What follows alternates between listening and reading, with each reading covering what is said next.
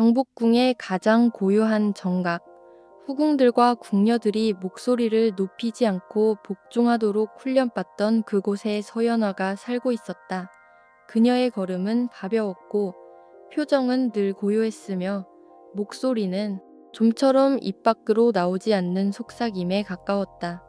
그녀를 겉모습만 보고 판단하는 이들은 연화를 순종적인 이들 중 하나로 여겼다.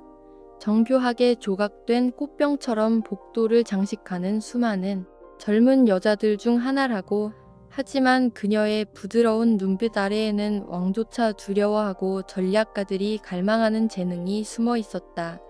연화는 들은 모든 말을 기억했다. 의무감으로 외우는 것이 아니라 마치 세상을 무의식적으로 흡수하듯 자연스럽게. 대화, 소문, 바람에 흩날리는 그 재능은 대부분의 사람들에게는 보이지 않았지만 바로 그것이 그녀를 살아있게 했고 동시에 가두는 족쇄이기도 했다. 영리하고 냉혹한 데뷔마마는 연화가 아직 소녀였을 때 그녀의 재능을 알아보았다. 그 순간부터 연화는 데뷔의 그림자, 꽃으로 위장한 첩자가 되었다. 들려서는 안 될 말들이 오가는 곳이라면 어디든. 연화는 비단옷과 칼날처럼 날카로운 침묵을 걸친 채 보내졌다. 다과를 나르고 눈을 내리깐 그 소녀를 의심하는 이는 아무도 없었다. 하지만 그녀는 모든 것을 기억했다. 그날 밤 무거운 구름 아래 달빛은 숨었고 공기에는 시든 고체 냄새가 감돌았다.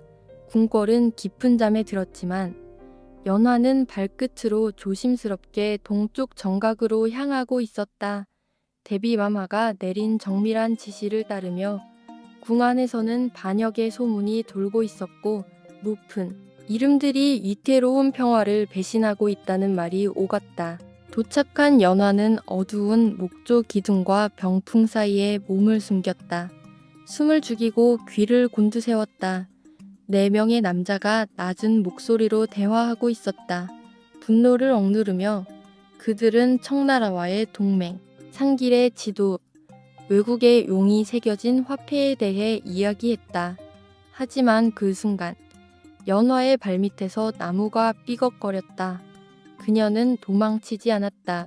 소리치지도 않았다. 마치 쓰러진 여신의 조각상처럼 그 자리에 멈춰 있었다. 남자 중 하나가 즉시 돌아섰지만 그가 연화를 보기 직전 반대편에서 어둠 하나가 튀어나왔다. 빠르고 조용하게 검은 복면을 쓴 남자가 연화의 시야를 막으며 그녀가 알아듣지 못하는 방언으로 무언가를 말했다. 짧은 몸싸움, 밀침, 그리고 침묵. 연화가 고개를 들었을 때 그 남자는 이미 그녀 앞에 서 있었다. 얼굴은 일부 가려져 있었지만 그의 눈, 그 눈은 너무 많은 것을 본 듯 오래된 피로가 서려 있었다. 그녀는 아무 말도 하지 않았다. 그도 마찬가지였다. 그는 단지 몇 초간 그녀를 바라보다가 말없이 손짓으로 도망치라는 신호를 보냈다. 연화는 달렸다. 그날 밤 그녀는 이름을 적지 않았다.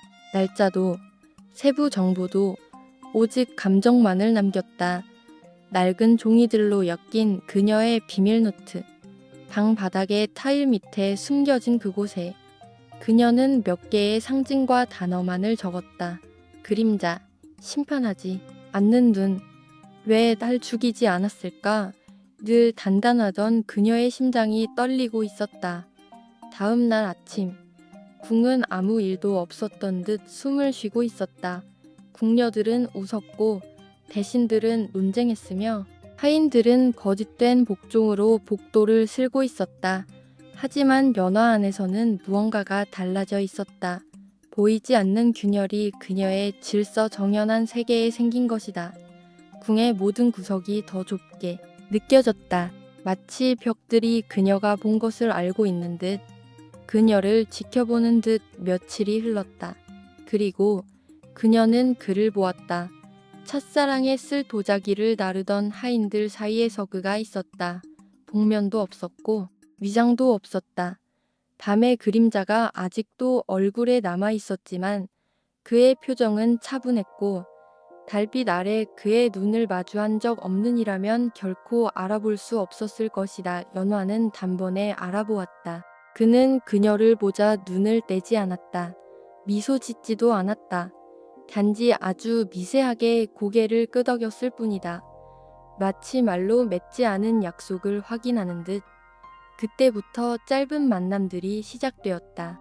기둥 사이, 정원, 안들을 지나며 마주치는 눈빛.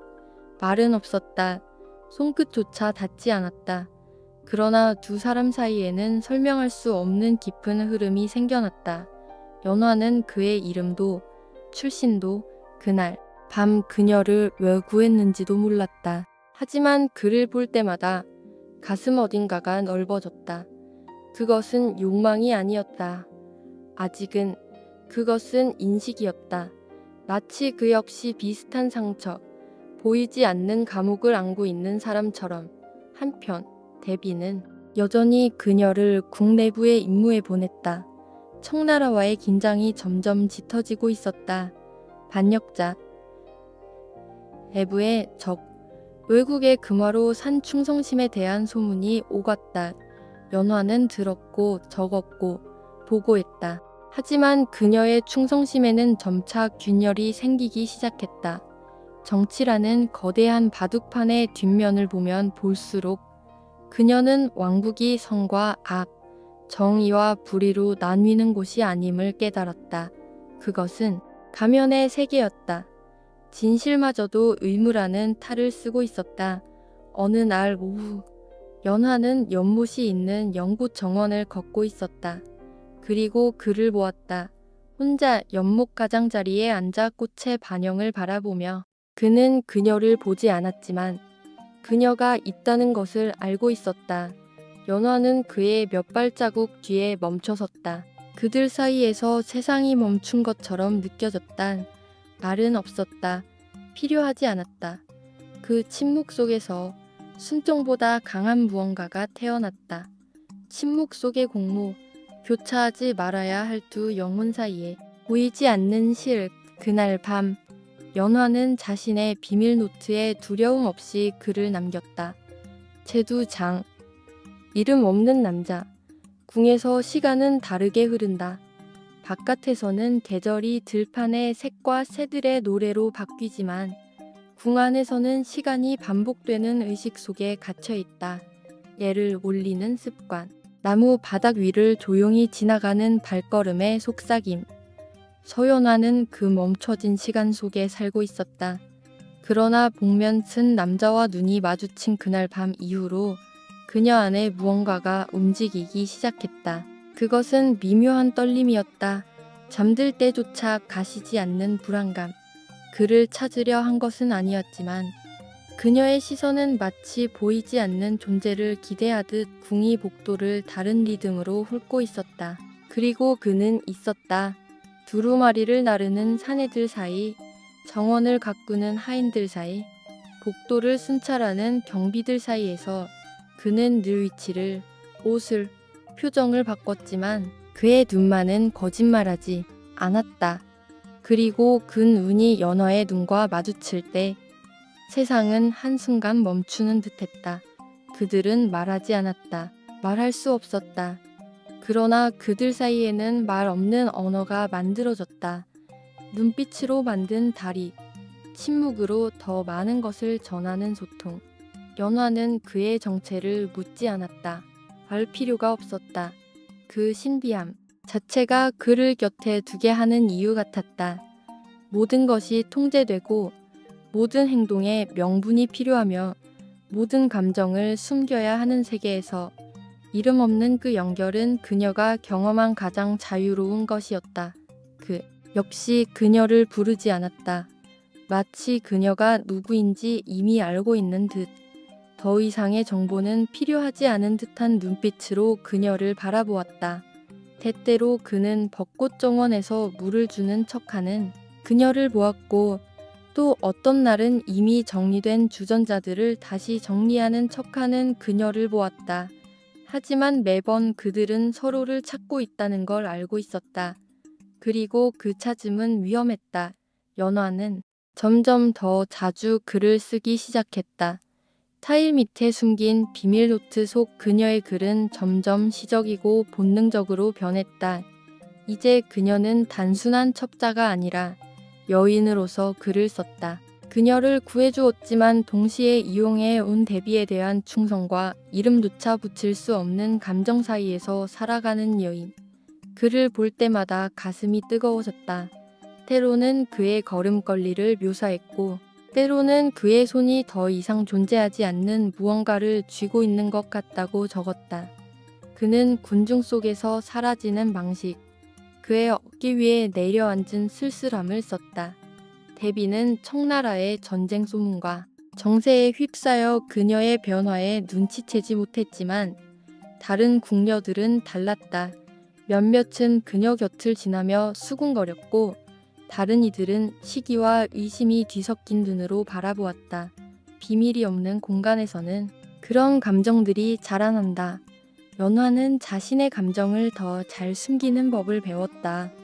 손끝의 떨림을, 만남 후 눈에 담긴 빛을 억누르는 법을. 그는 마치 손댈 수 없는 존재처럼 보였다. 누구도 그의 이름을 부르지 않았고 어떤 명단에도 그에 대한 기록은 없었다. 궁이 이유도 묻지 않고 그 그림자를 받아들인다는 것. 그것은 그가 침입자라는 확신을 더욱 굳혀주었다. 하지만 그 사실조차 그녀를 멀어지게 하지는 못했다. 그의 몸짓에는 위협이 없었다. 오히려 망설임이 있었고 고통이 있었다. 어느 밤 궁이 잠들고 은빛 달빛이 휘어진 지붕을 물들일 때 연화는 그를 연못 옆에서 보았다. 그녀는 그곳에 있어서는 안 되었고 그도 마찬가지였다. 그러나 그것이 오히려 그들을 하나로 엮어주는 근이었다. 누구도 그들에게 원하는 것이 무엇인지 묻지 않았다. 단지 역할을 수행하고 복종하고 살아남기를 기대할 뿐이었다. 그날 밤 그들은 아무 말도 하지 않았다. 다만 물에 비친 달빛과 풀숲 속 귀뚜라미 소리를 함께 나누었다. 그 순간 연화는 자신이 느끼는 감정이 단순한 호기심이 아니라는 것을 깨달았다. 그것은 더 깊은 무언가였다. 설명할 필요조차 없는 감정. 그녀는 그에 대한 꿈을 꾸기 시작했다. 그러나 꿈속에 그는 얼굴이 없었다. 그저 가까이 다가오는 그림자. 귓가에 속삭이는 존재였다. 그녀는 숨이 가쁘게 깨어났다. 마치 꿈속에서 무언가가 일어나려 했던 순간 현실이 그것을 허락하지 않은 듯 그들이 공유한 공간은 점점 하나의 의식처럼 되었다. 말하지 않았고 닿지도 않았다. 그저 같은 공간에 존재하는 것. 어떤 날은 단 3초, 어떤 날은 눈빛 속의 영원이었다. 그녀는 더 이상 바랄 것이 없었다. 온몸이 감시당하고 정신이 침묵하도록 길들여진 그곳에서 그는 그녀의 유일한 균열이었다. 유일한 자유였다. 연화는 그에게 메시지를 남기기 시작했다. 편지는 아니었다. 단지 상징들, 새 모양으로 접은 나뭇잎, 벤치 위에 올려둔 하얀 돌, 너무 이르게 꺾인 꽃. 그가 그것들을 이해했는지는 몰랐다. 그러나 매번 돌아올 때면 그것들은 사라져 있었다. 그것이면 충분했다. 어느 밤 서쪽 정각의 백합 사이에서 그녀는 다른 것을 발견했다.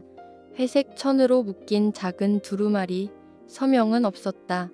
덜리는 필체로 적힌 두 단어만 있었다. 강우민, 이름이었다. 열린 틈이었다. 처음으로 그는 단순한 그림자가 아니었다. 그는 사람이었다. 이름을 가진. 그녀는 바로 반응하지 않았다.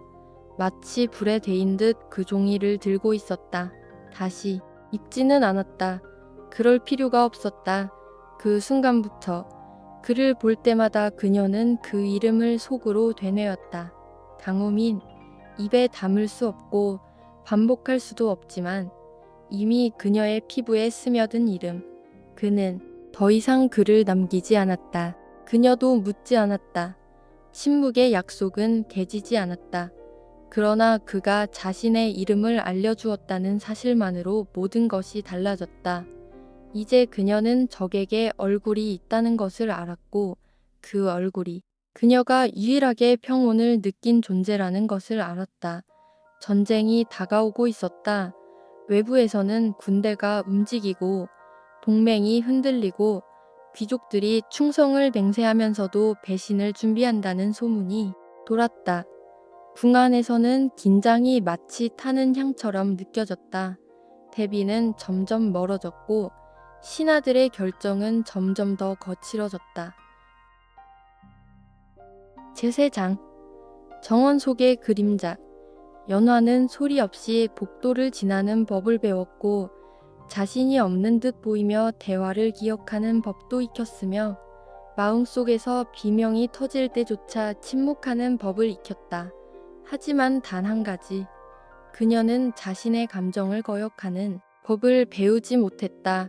강우민이라는 이름이 그녀의 기억에 새겨진 이후로 궁궐의 벽은 점점 더 좁게 느껴졌고 마치 모든 것이 줄어들며 그녀를 밀어붙이는 듯했다.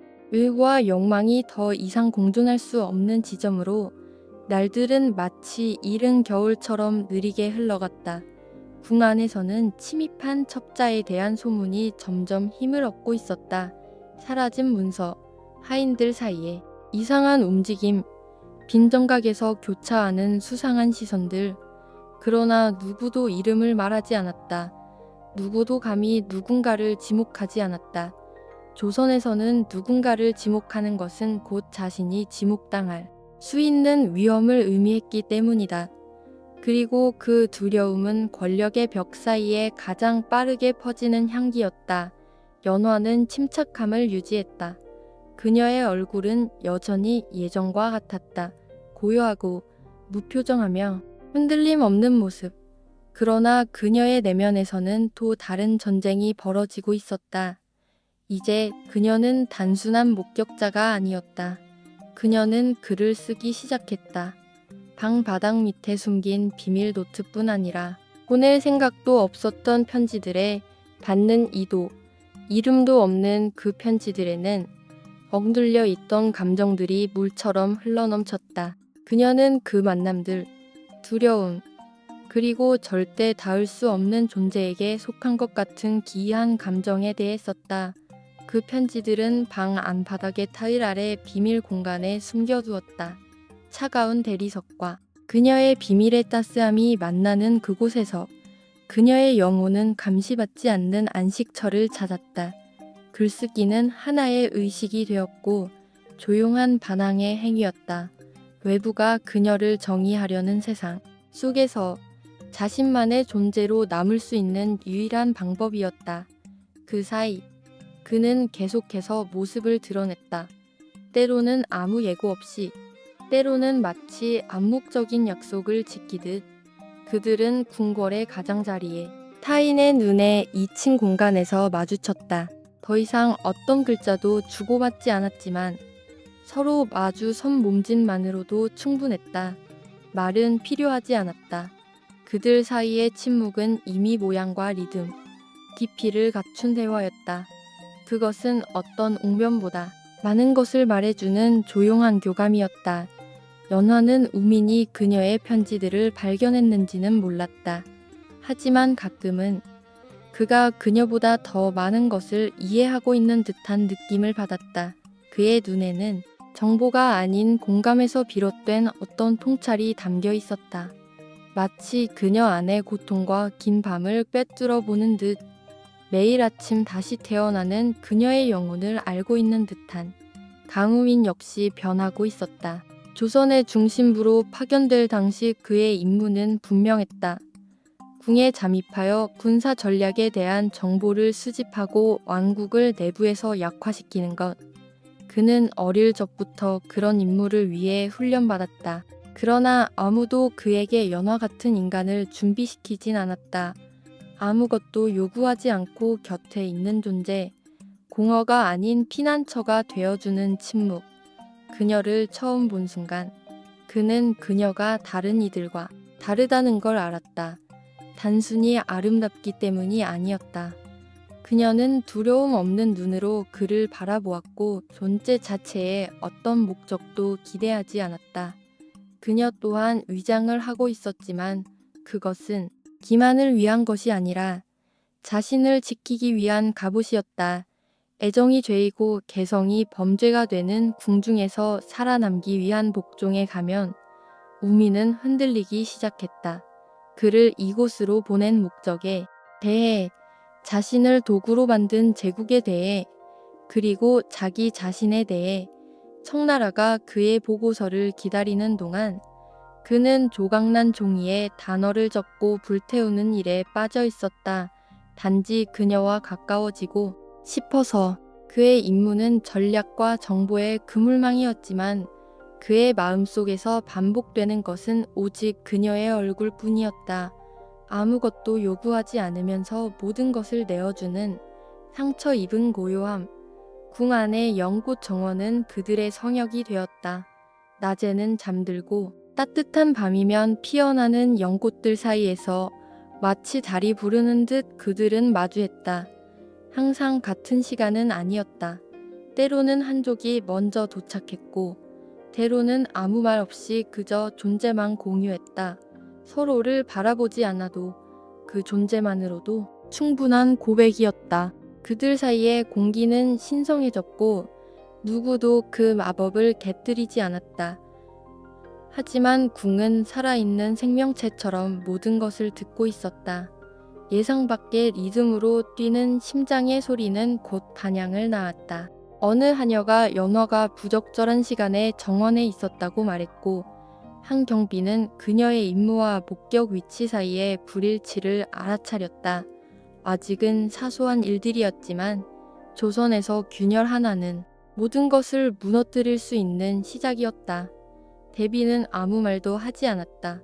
그러나 연화를 바라보는 그녀의 눈빛은 점점 무거워졌다. 한데 공유했던 친밀함은 점점 멀어져 갔다. 연화는 그것을 느꼈다.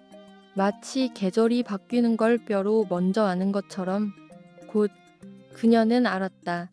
질문이 시작될 것이고 그녀는 자신 중 어떤 버전을 지킬 것인지 선택해야 한다는 것을. 그날 밤 그녀는 다시 글을 썼다. 편지도 보고서도 아닌 시 한 편. 짧고 형태도 없는 거의 속삭임 같은 시였다. 찾을 수 없는 곳에서 나는 길을 잃고 기다리고 있는 너를 향해 나는 너를 찾는다. 물의 반영 속엔 진실이 없고 이름조차 부를 수 없는 두 이름의 메아리만 있다. 그리고 그녀는 그 시를 다시 타일 아래에 숨겼다. 단지 단어뿐 아니라 그 단어들이 품고 있는 것을 지키고 싶었기 때문이다. 그들이 나눈 것은 단순한 덧없는 사랑이 아니었다. 그것은 더 깊은 것이었다. 폐허 위에서 자라나는 무언가, 침묵과 상처, 그리고 처음으로 누군가에게 보이고 싶다는 갈망에서 자라나는 것. 궁이 잠들고 소문이 커지고 제네장. 편지의 언어. 경복궁의 공기는 점점 더 무거워지고 있었다. 봄은 고치로 위장한 채 성큼 다가왔지만 그 부활의 외양 아래에는 눈에 보이지 않는 긴장이 숨어 있었다. 모든 것이 피어났지만 그 어떤 것도 평화롭게 숨쉬지 못했다. 궁에 스며든 간첩의 소문은 마치 결코 착륙하지 않는 새의 그림자처럼 점점 커져갔다. 그런 의심의 공기 속에서 연화의 침묵은 왕비에게 더욱 귀중한 것이 되었고 동시에 그녀 자신에게는 더 위험한 것이 되었다. 매일 밤 임무를 마친 뒤 자신의 방으로 돌아갈 때면 연화는 세상이 변하고 있음을 확신했다. 단지 궁궐만의 변화가 아니었다. 그것은 내면에서 시작된 일이었다. 갈비뼈 아래에서 시작되어 손끝까지 번져가는 느리고도 깊은 변화. 달콤한 떨림, 말 없는 열기. 글을 쓰는 것만이 숨이 막히지 않게 해주는 유일한 방법이었다. 이제 그녀가 몰래 쓰는 것은 단순한 편지가 아니었다. 은밀하게 암호화된 고백이 시의 형태로 표현되고 있었다. 그녀는 이름도 날짜도 쓰지 않았다. 오직 은유만이 존재했다. 감정을 언어 속에 숨기는 법을 배운 것이었다. 마치 누군가 살그릇 바닥에 다이아몬드를 숨기는 것처럼 각 구절은 억눌린 심장박동이었고 결코 입 밖에 낼 수 없는 말들이었다. 그러나 말할 수 없는 것들은 시간에게 아무에게도 아니 어쩌면 단지 그를 위해 글로 남겨졌다. 우미는 그 시를 찾기 시작했다. 처음에는 직감으로 그 다음엔 절실함으로 그는 우연히 하나를 발견했는데 정원돌 틈에 조심스럽게 숨겨져 있었다. 글씨도 아니고 문체도 아니었다. 바로 그 문장들 사이에서 뛰는 영혼 때문이었다. 말하지 않은 그 말들.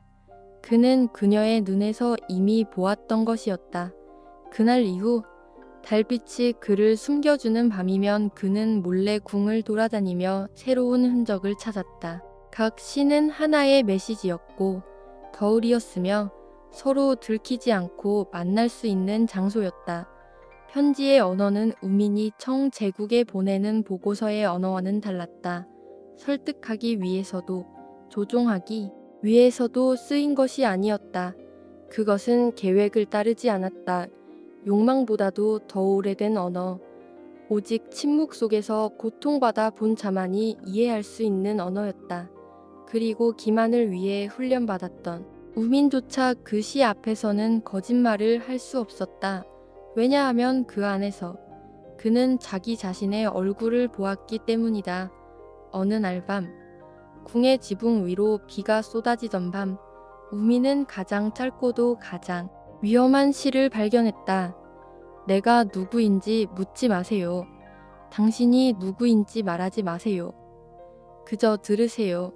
침묵을 이해한다면 이미 제 이름을 아는 것이니까요. 그는 그 시를 수없이 읽었다. 마치 한 단어, 한 문장이 심장을 찢는 것처럼 가슴이 뛰었다. 그는 얼마나 오래 그 자리에 있었는지 몰랐다. 비에 옷이 다 젖는 것도 잊은 채 돌처마 아래 서 있었다. 그러나 한 가지는 분명했다. 그는 이제 되돌아갈 수 없다는 걸 알았다. 경계를 넘었다. 그림자를 운반하는 첩자일 수 없었다. 왜냐하면 그녀가 그에게 다른 시선으로 세상을 보는 법을 가르쳐 주었기 때문이다. 그날 이후 우민도 글을 쓰기 시작했다. 보내는 편지가 아니었다. 구원받기 위한 고백도 아니었다. 그저 단편들이었다. 종이 조각 위에 적힌 흩어진 단어들. 그녀가 지날 것을 알기에 일부러 그곳에 남겨두었다. 꽃무늬 병풍 뒤, 도서관에 버려진 책 페이지 사이, 연못 옆돌 아래 그는 서명하지 않았고 설명도 없었다. 그러나 그녀는 알았다. 그 한 줄 한 줄마다 그의 영혼이 떨리고 있었다. 당신이 나를 보지 않아도 함께 걷고 싶어요. 당신의 침묵을 바람처럼 들이마셔요. 당신을 만지지 못해 매일 죽어요. 그래도 당신을 보기 위해 살아가요. 연화는 이 글들을 마치 모래 위에서 조개 껍데기를 발견하듯 우연히 그러나 매번 마음이 필요로 할 때 정확히 발견했다. 그녀는 답장을 쓸 수 없었지만 그의 흔적이 있는 장소를 지날 때마다 걸음이 느려졌다. 그녀의 시선은 더욱 깊어졌고 그녀의 침묵은 더욱 많은 것을 말하게 되었다. 그들의 만남은 계속되었다. 그러나 뭔가가 변했다. 단지 같은 공간에 존재하는 몸이 아니었다. 어둠 속에서 서로를 찾는 영혼이었다. 그들은 마주 서서 마치 세월처럼 느껴지는 몇 분간 아무 말 없이 바라보았다. 때때로 한 문장을 주고받았다. 혹은 그저 바라보기만 했다. 그러나 그 침묵 속에 모든 것이 말해졌다. 연화는 자신이 느끼는 것이 단지 사랑이 아니라는 것을 알기 시작했다. 그것은 더 넓고 더 어둡고 더 되돌릴 수 없는 감정이었다. 그것은 소속이었다. 그리고 조선의 궁에서 소속이란 단어는 곧 죽음을 의미했다. 그녀는 우민과의 관계가 위험하다는 것을 알고 있었다. 단 하나의 종이 조각만 발각되어도 그녀의 삶은 끝날 수 있었다. 그러나 동시에 그를 포기한다는 생각은 왕비를 배신하는 것만큼이나 견딜 수 없는 일이었다. 그녀는 모순되는 두 충성 사이에 갇혀 있었다. 그리고 무엇보다도 그 어느 쪽에서도 벗어나고 싶지 않았다. 그 사이 왕비는 변하기 시작했다. 그녀의 어조는 점점 날카로워졌고 시선은 더 의심스럽게 변해갔다. 그녀는 교묘한 질문들을 던지기 시작했다. 일정, 임무, 인간관계에 대해 직접적인 것은 없었지만 연화는 느꼈다. 공기 중에 무언가가 변했다는 것을. 왕비는 더 이상 예전처럼 믿고 있지 않았다. 그리고 그것은 시간이 얼마 남지 않았다는 의미였다. 우민도 그것을 느꼈다. 그는 하인들 앞에서는 여전히 평정을 유지했지만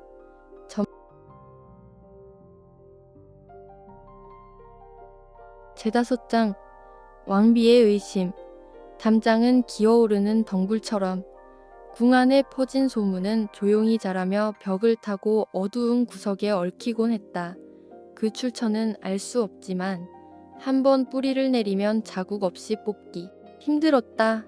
경복궁은 불안한 시기를 맞았다.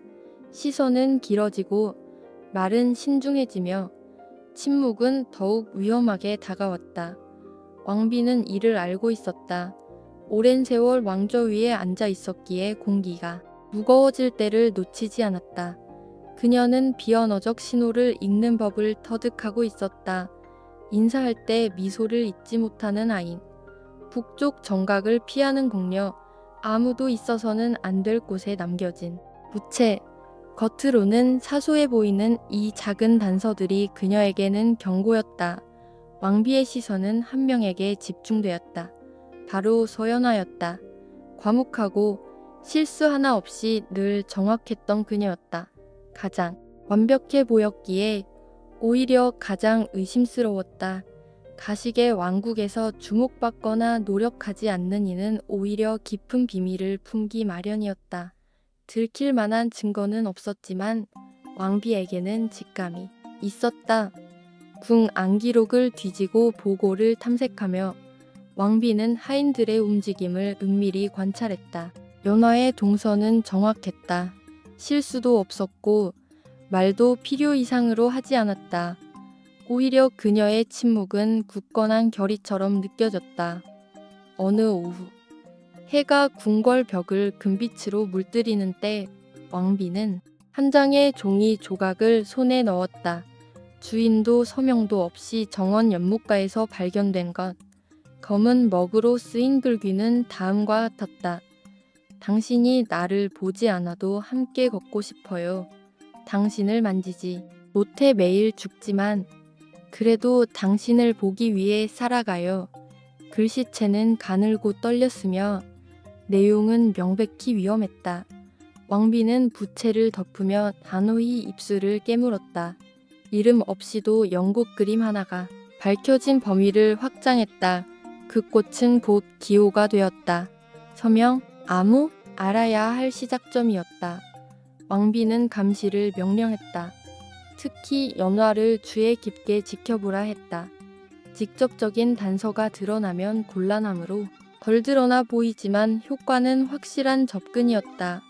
왕비는 연화를 자주 호출했다.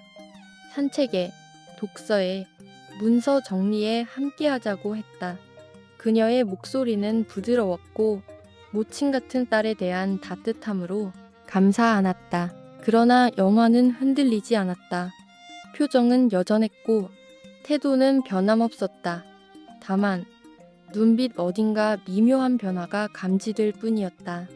사랑은 감출 수 없다. 아무리 깊은 우물이라도 흙으로 꽉 메워도 빛은 틈을 찾아 새어난다. 어느 날 밤 한 통의 편지가 가로채졌다. 주인공은 연화가 아니라 도서관으로 향하던 젊은 정원사였다.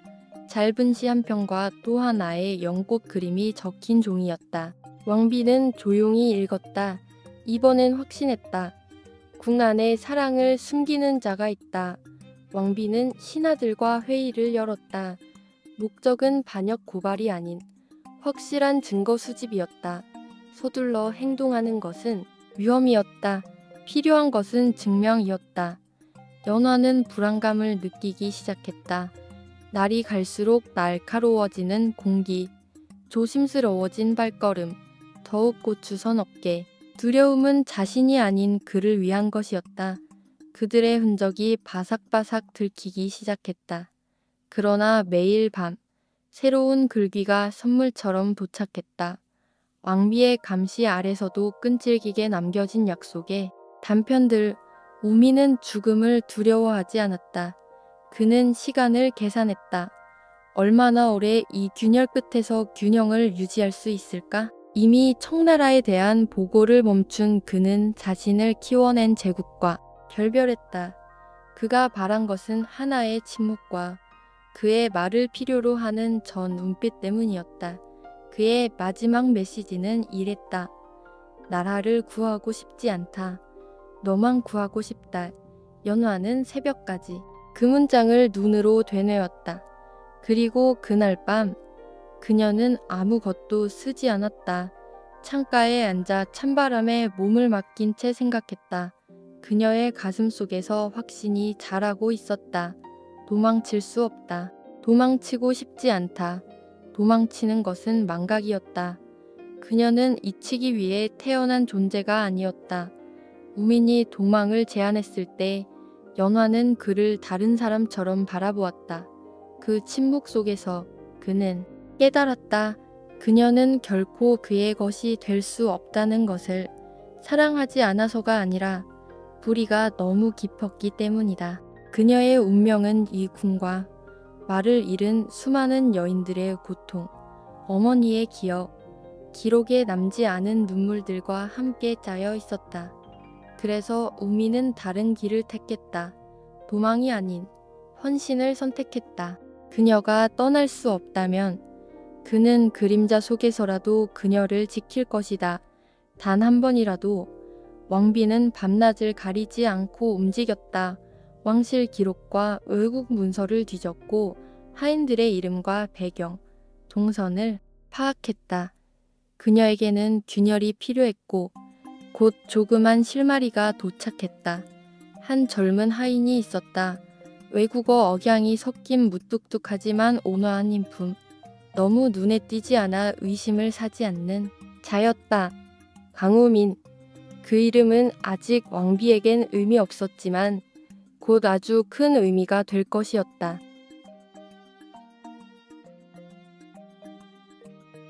6장.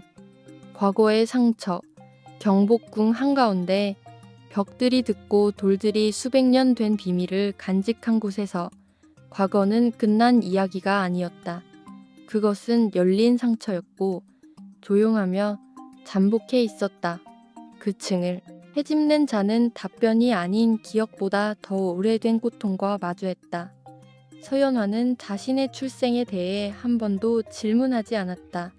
어릴 적부터 질문은 위험하다는 것, 진실은 너무 큰 대가가 따른다는 것을 배웠다.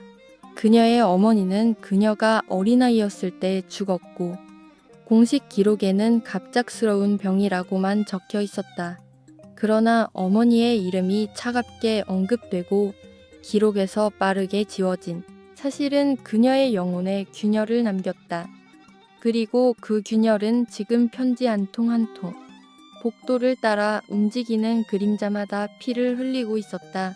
어느 날 오후 여왕을 도와 오래된 문서를 분류하던 중 재고 목록에 없는 봉인된 봉투를 손가락이 스쳤다. 여왕은 정신이 팔려 그것을 알아채지 못했다. 연화는 비밀을 감추며 사는 법을 배운 솜씨로 그것을 소매 사이에 숨겼다. 혼자 있을 때 봉투를 열었고 안에는 오래되고 누렇게 변한 바랜 잉크로 쓴 보고서가 들어있었다. 어머니의 이름이 피해자가 아니라 피고인으로 적혀 있었다. 중죄, 반역. 그날 밤 연화의 세상은 바뀌었다. 보고서는 음모, 비밀 회합, 가로챈 메시지에 대해 말하고 있었다. 명확한 증거는 없었다. 오직 의혹뿐이었다. 하지만 궁정에서는 의혹이 곧 판결이었다. 그리고 어머니는 재판 없이, 묘지 없이, 이름 없이 조용히 처형된 것으로 보였다. 등을 타고 흐르는 냉기는 단지 분노가 아니었다. 진정한 고아의 슬픔이었다. 이제 그녀는 단순히 어머니를 빼앗긴 것이 아니라 자신이 누구인지에 대한 진실까지 빼앗겼다는 것을 알았다. 그렇게 신중히 숨겨진 진실은 그녀의 피 속에 심어진 씨앗이었다. 지금은 분노로 싹트는 고통의 씨앗이었다. 며칠 동안 연화는 궁전 안을 그림자처럼 걸었다. 여왕의 모든 제스처와 말은 새로운 의미를 얻었다. 진실이라 믿었던 애정은 조작처럼 보였고 맡겨진 임무는 감시처럼 들렸으며 요구받는 침묵은 대대로 물려받은 형벌 같았다. 그녀의 감정을 이해할 수 있는 사람은 오직 한 명뿐이었다. 단 하나의 시선만이 그녀의 눈빛을 반영할 수 있었다. 우민. 그도 어머니 없이 자란 것이 무엇인지 알고 있었다.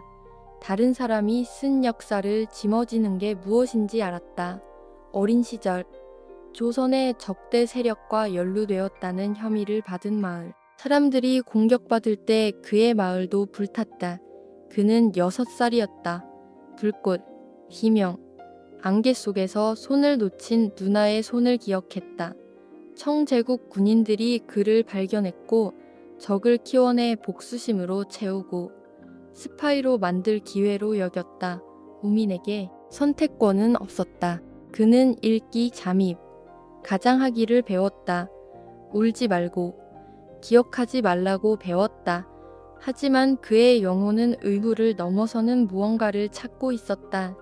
이름 붙일 수 없던 그 무언가는 그를 연화에게 이끌었다. 연화가 발견한 사실을 고백했을 때 우미는 말하지 않았다. 질문도 하지 않았다. 고통을 공유할 때는 말이 필요 없었다. 때로는 존재만으로, 숨죽인 한숨으로, 겨우 느껴지는 스침으로 충분했다. 그때 우미는 깨달았다. 그들은 같은 편도 아니었고 반대편도 아니었다. 그들은 경계에 있었다. 왕국도 혈통도 공식 진실도 믿지 않는 이들이 사는 이름 없는 땅에 있었다. 그들은 빼앗긴 자식들, 타인의 원인에서 살아남은 자들이었다. 그리고 처음으로 자유를 느꼈다. 하지만 자유에는 대가가 따랐다. 궁전에서는 모든 것이 피로 값진다. 둘이 은밀히 서로 의지하는 동안 그들을 둘러싼 올가미는 점점 좁혀졌다. 여왕은 젊은 정원사에 대한 깊은 조사를 명령했다. 그의 이름이 최근 1년 전 기록에만 등장한다는 것을 알게 된 것이다. 너무 새롭고 너무 깨끗하며 너무 투명했다. 한 첩보원이 그녀가 이미 두려워하던 것을 속삭였다. 그는 이방인이다. 여왕은 아무 말도 하지 않았다. 조용히 감시할 것을 명령했다.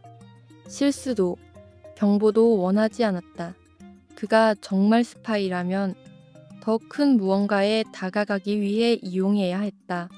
연화가 연루되었다고 믿기 시작했기에 그녀의 조직, 목적, 연결고리를 찾아야 했다. 하지만 여왕은 몰랐다. 그들 사이에는 조직도, 음모도, 전략도 없다는 것을. 단지 모든 것을 배신하지 않고서는 살아남을 줄 모르는 사랑만 있을 뿐이었다. 우미는 편지를 덜 쓰고 등장도 줄였다. 감시받는 걸 알았다. 길을 바꾸고 흔적을 지우고 편지를 태웠다. 그러나 어느 날 밤 참지 못하고 정원으로 갔다. 그녀는 늘 그랬듯 거기서 기다리고 있었다. 하지만 다가가지 않았다. 멀리서 그녀를 바라보고 이 시간이 다 했음을 알았다. 그날 밤 말은 없었다. 단지 한 행동뿐이었다. 그는 연꽃 한 송이를 물 위에 떨어뜨렸다. 그녀는 그것이 떠내려가 가라앉는 것을 보았다. 그때 연화는 결심했다. 도망치지 않겠다. 그러나 짓밟히지도 않겠다. 어머니가 이름 없이 죽었다면 나는 그러지 않겠다. 내 이야기가 침묵으로 만들어졌다면 나는 메아리를 남기겠다. 지금 아무도 듣지 않아도 언젠가는 들을 것이다. 그날 밤 그녀는 새로운 필명으로 첫 시를 썼다.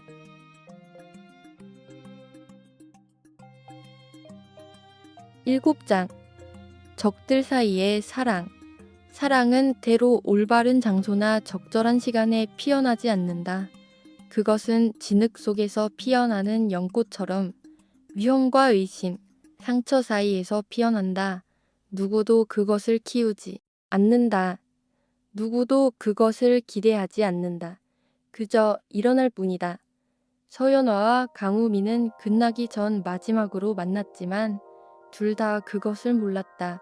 그날 밤 다른 구름 뒤에 숨겨져 있었고 마치 하늘마저 일어날 일을 밝히는 것을 두려워하는 듯했다. 정원 안 잠든 연꽃과 바람 없는 가지들 사이에서 그들의 그림자는 발걸음보다 먼저 서로를 알아보았다. 공식적인 말은 없었다. 질문도 없었다. 정의를 찾지도 않았다. 그들을 묶었던 것은 더 이상 설명이 필요하지 않았다. 잃은 것들, 숨겨온 것들, 모두를 지나 남은 것은 오직 그 순간. 세상에 숨겨진 그 작은 공간. 그곳에서 그들은 왕국도 신도 아닌 자신일 수 있었다. 그들은 오랫동안 서로를 바라보았다. 먼저 움직인 쪽은 그녀였다. 두려움의 문턱을 넘었고 배운 충성심을 넘었으며 언제나 그녀를 순종하라 부르던 죽은 어머니의 목소리를 넘었다. 그녀는 단호하게 그에게 다가갔다. 인생은 두 번째 기회를 허락하지 않는다는 것을 깨달은 자처럼 우미는 물러서지 않았다. 움직이지도 않았다. 그러나 그의 눈은 단순한 욕망 이상으로 빛났다. 깊은 슬픔이었다. 마치 그의 영혼의 모든 조각이 붙잡을 수 없는 무언가를 느끼는 듯했다. 사랑은 밤 한가운데 켜진 횃불 같았다. 아름답고 따뜻하지만 결국 거질 운명이었다. 그녀가 그의 손을 스쳤을 때 두 사람 안에서 무언가가 부서졌다. 무너지는 댐처럼, 마침내 깨진 침묵처럼 그들은 급하지 않게 끌어안았다. 마치 오래전부터 기다려온 것처럼. 그것은 육체적 열정보다도 고대의 것 같았다. 이 접촉은 이 세상의 것이 아니라 만날 수 없었던 과거 생들의 것 같았다. 밤은 그들을 감쌌다. 약속도 없었다. 미래에 대한 말도 없었다. 그러나 그 만남 속에서 말없는 헌신 속에서 모든 것을 말했다. 한 번의 애무가 이야기였고 숨결 하나하나가 고백이었다. 다시 만날지 알 수 없기에 그들은 모든 것을 내어주었다. 그러나 가장 진실한 사랑에도 증인이 있다. 궁궐은 잠들었지만 금지된 것을 잡기 위해 언제나 깨어있다. 여왕의 한 경비병이 그들을 보았다. 누군지 알 정도는 아니었지만 그녀가 누구인지는 알았다. 연화는 새벽 전에 자신의 방으로 돌아갔다. 평소 창백하던 얼굴은 불타오르고 있었다. 부끄러움이 아닌 불꽃이었다. 그날 밤 그녀는 편지를 쓰지 않았다. 숨기지도 않았다. 달라진 자신을 알았다. 다시는 예전의 자신이 될 수 없음을. 우미는 잠들지 못했다. 올가미가 조여오는 걸 알았다. 감시받고 있었고 자신이 빨리 사라지지 않으면 그녀도 함께 떨어질 것이다. 그러나 그 안에 남은 무언가는 떠날 수 없었다. 예전의 계산적이고 꼼꼼했던 스카이는 사라졌다. 사랑하는 남자가 남았다. 사랑하는 남자는 도망치는 본능을 잃는다. 며칠 동안 그들의 만남은 끊겼다. 연화는 그의 부재를 가슴 속 구멍처럼 느꼈다. 묻지도 않았다. 물을 수도 없었다.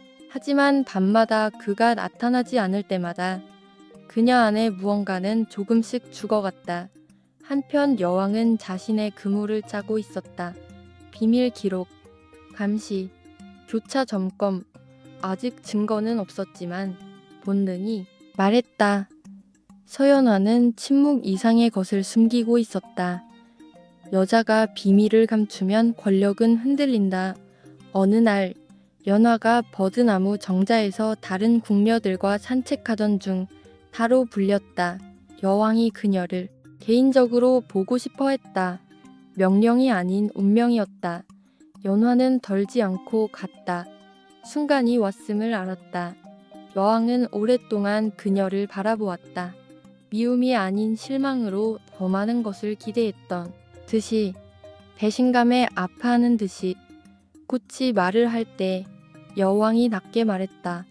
연못 전체가 듣는다. 더는 말하지 않았다. 질문하지도 않았다. 탁자 위에 구겨진 작은 종이 한 장을 밀어 놓았다. 연화가 숨겨둔 시의 일부였다. 우민이 몰래 베껴둔 것이었고 지금 발견된 것이었다. 그녀는 변명하지 않았다. 거짓말하지도 울지도 않았다. 고개를 숙였다. 이번 침묵은 복종이 아니라 저항이었다. 여왕은 일어났다. 판결은 아직 내려지지 않았다. 그러나 이미 쓰여 있었다. 그날 밤 우미는 연화가 발각되었음을 알게 되었다. 결정을 내렸다. 계획도 없고 도망칠 길도 없었지만 단 하나 확실한 것이 있었다.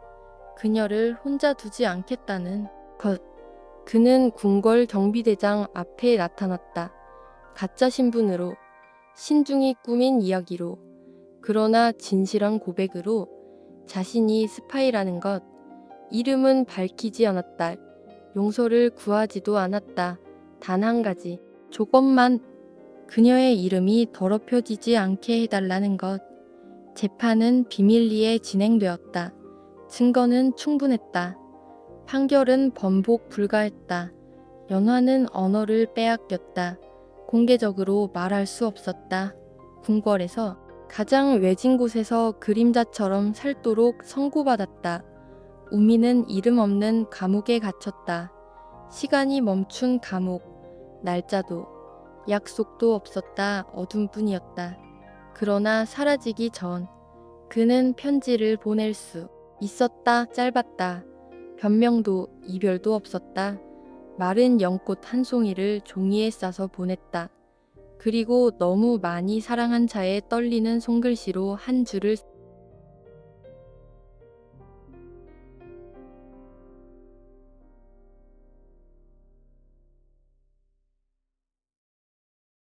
여덟 장. 꽃의 몰락. 궁전의 벽은 단지 돌과 나무로만 만들어진 것이 아니었다. 그것은 메아리로 이루어져 있었다. 묻힌 비밀들로, 한데 불렸지만 이내 지워진 이름들로. 서연화는 그런 이름들 중 하나가 되었다. 죽지는 않았지만 다른 방식으로 죽임을 당했다. 목소리를 아끼고 들릴 권리를 빼앗기고 침묵 속에 스스로를 유배당한 삶으로 내몰린 것이다. 그녀는 궁전의 주요 동선에서 멀리 떨어진 오래된 별관으로 옮겨졌다. 다른 숙녀들은 그녀를 방문할 수 없었다. 평소의식에 자주 얼굴을 내비치던 그녀의 모습은 이제 기록에서 사라졌다. 오직 몇몇 조용한 하인들만이 음식을 가져다주고 밥그릇을 치우며 감히 그녀를 쳐다보지 않았다. 그녀가 무엇 때문에 고발되었는지는 확실히 알려지지 않았지만 모두가 가장 중요한 사실을 알고 있었다. 그녀가 이미 은총을 잃었다는 것. 새로운 감금 속에서 연화는 울지 않았다. 글을 쓰지도 잠을 자지도 않았다. 그녀의 영혼은 죄책감과 저항 사이에 떠다녔다. 궁전 어딘가 이름 없는 지하 감옥 속에서 그녀는 그가 자신을 사랑한 대가를 치르고 있다는 사실을 알고 있었다. 그리고 그것이 어떤 형벌보다 더 아팠다. 한편 강우미는 어둠 속에서 자신의 끝을 기다렸다. 황궁 지하 감옥은 자비를 몰랐다. 그곳에서 시간은 날짜로 재지 않았다. 오직 심장박동으로만 흐를 뿐이었다. 창문도 없었고 달력도 없었다. 습기와 침묵, 그리고 땅바닥 균열 사이로 스며드는 멀리서 들려오는 물방울 소리만이 있었다. 그를 신체적으로 고문하지는 않았다. 그의 벌은 더 미묘했다. 망각이었다. 흔적 없이 지워지는 것. 당 속에 삼켜지는 것. 결국 죽음이 적을 제거하는 유일한 방법은 아니었다. 때로는 이름도, 역사도, 증인도 없이 살아가게 하는 것만으로도 충분했다. 그러나 자유를 잃기 전 우미는 한 가지를 남겼다. 한경비병은 그의 눈빛과 그가 움켜쥔 마른 연꽃 한 송이에 마음이 움직여 작은 소포를 전달하는 데 동의했다. 그 안에는 한 편의 시가 들어있었다. 오직 하나뿐인 시. 마치 한 글자마다 눈물이 맺힌 듯 굳건한 붓질로 적혀 있었다. 그 시는 잘못된 손에 들어갔거나 혹은 옳은 손에 들어갔다. 황궁서기관. 갑부임한 젊은이는 그 시를 미분류 문서들 속에서 발견했다. 그는 완전히 내용을 이해하지는 못했지만 글씨체와 어조, 그리고 종이 끝에 그려진 연꽃무늬라는 보이지 않는 서명을 알아챘다. 그는 그것이 사라져서는 안 될 것임을 직감하고 간직했다. 한편 연화는 다시 글을 쓰기 시작했다. 잉크도 종이도 없었지만 기억이 있었다. 그녀는 썼던 모든 시, 그가 했던 모든 말, 연꽃 사이에서 나눈 모든 시선을 마음속으로 반복했다. 생각이 그녀의 피난처이자 무기였고 조용한 저항이었다. 그녀는 자신이 처형되지 않을 것을 알았다. 형벌은 더욱 잔인했다. 세상이 계속 돌아가는 모습을 보며 살아야 한다는 것.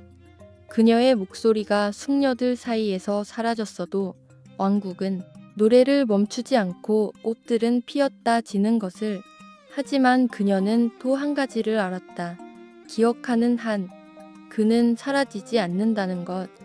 만남의 불꽃을 살리는 한, 우미는 완전히 어둠 속에 삼켜지지 않는다는 것. 그래서 밤마다 잊힌 별관의 고독 속에서 그녀는 그가 전했을 시와 절대 말해지지 못한 말들과 아무도 보지 못한 몸짓들을 혼자서 낭송했다. 여왕은 자신의 처소에서 후회하지 않았다. 그러나 그녀의 침묵 속에는 변화가 있었다. 그 사건을 다시 언급하지 않았고 연화에 대해 묻지도 않았다. 그저 시간이 흐르며 흐릿해지도록 내버려 두었다. 아무도 지우려 하지 않았지만 아무도 기억하려 하지도 않는 붓자국처럼 몇 주 혹은 몇 달 혹은 계절이 흘렀다. 정확히 말할 사람은 없었다. 강우민의 이름은 공식 기록에 다시 나타나지 않았다. 그의 처형 소식도 발표되지 않았다. 다만 어느 비오는 밤 하늘이 궁전 지붕 위로 눈물을 쏟던 그날 밤 그의 감방이 비어 있었다는 것만. 어느 경비병은 빗소리와 함께 사라지는 듯한 낮은 노랫소리를 들었다고 했다.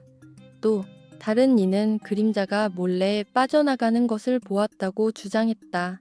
하지만 아무도 확인하지 않았다. 아무도 찾지 않았기 때문이다. 망각은 권력에게 불편한 존재들을 위한 최상의 안식처였다. 연화는 그것을 알았다. 누군가 말해준 것이 아니라 빗소리가 침묵하는 자신의 감옥 천장을 두드리던 그 밤, 무언가가 자신 안에서 부서지는 것을 느꼈다. 보이지 않는 끈이 풀리는 것 같았고 공기의 무게가 바뀌는 듯했으며 갑자기 자신의 마음 정원이 꽃 없이 남은 듯했다. 그녀는 소리치지 않았다. 쓰러지지도 않았다. 그저 눈을 감고 외로운 눈물이 뺨을 타고 흘러내리도록 내버려 두었다. 그 눈물은 현재에 속하지 않았다. 가지지 못할 미래에 속한 것이었다. 며칠은 흐릿했다. 궁전은 계속 뛰었고 상관하지 않았다. 의식은 계속되었고 가식적인 웃음들이 복도를 가득 채웠다. 그러나 잊힌 별관 깊은 곳에서 한 여인은 누구도 결코 인정하지 않을 사랑의 불꽃을 살리고 있었다. 그러던 어느 평범한 오후, 한 아이가 그녀의 감방에 다가왔다. 궁중 하인이 아니었고 궁에 속하지도 않았다. 그저 연못 근처에서 놀다가 길을 잃은 호기심 많은 아이였다. 그는 격자창 너머로 그녀를 보고 미소 지었다. 그녀는 아무 말도 하지 않았지만 미소로 응답했다. 그리고 본능적으로 손가락으로 바닥에 꽃을 그렸다. 연꽃이었다. 아이가 호기심 어린 눈으로 바라보다 따라 그렸다. 이렇게 모르는 사이에 더 큰 무언가의 메아리가 시작되었다. 때로 이야기는 말로 전해지지 않는다. 상징으로, 마른 꽃으로, 숨겨진 시로, 세대를 넘어 전해지는 미소로 전해진다. 연화에게는 아직 마지막 한 장의 편지가 남아 있었다.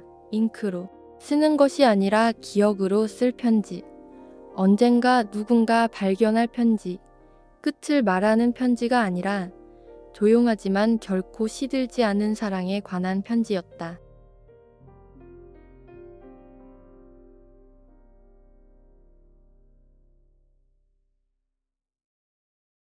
제9장 잃어버린 원고. 수십 년이 흘러 궁궐의 침묵 속에서 마지막 연꽃이 그 꽃잎을 말린 이후였다. 서연화와 강우민 권력의 소용돌이에 갇힌 두 영혼의 이야기는 이제 거의 잊힌 속삭임. 시간의 그림자에 감춰진 전설이 되어 있었다. 한때의 사랑과 배신, 희생과 희망을 의미하던 그들의 이름은 공식적인 기억에서 사라지고 봉인된 기록의 어두운 구석으로 밀려나 있었다. 하지만 역사조차 묻으려 한 위대한 이야기들은 언제나 다시 발견되기를 고요히 기다린다. 지호는 궁궐의 도서관에서 일하게 된 평범한 출신의 젊은 석이었다. 시와 글에 대한 그의 열정은 동료들 사이에서도 단연 돋보였다. 그의 눈에 문학은 단지 말의 나열이 아니라 삶 그 자체였고 단조로운 하루하루에 생명을 불어넣는 본질이었다. 어느 날 오후 도서관의 잊혀진 구역에서 오래된 문서들을 정리하던 중 그는 낡은 천에 쌓인 작은 꾸러미를 발견했다. 그 위를 덮은 먼지는 마치 영원히 숨기려는 첫 번째 망각의 층처럼 느껴졌다.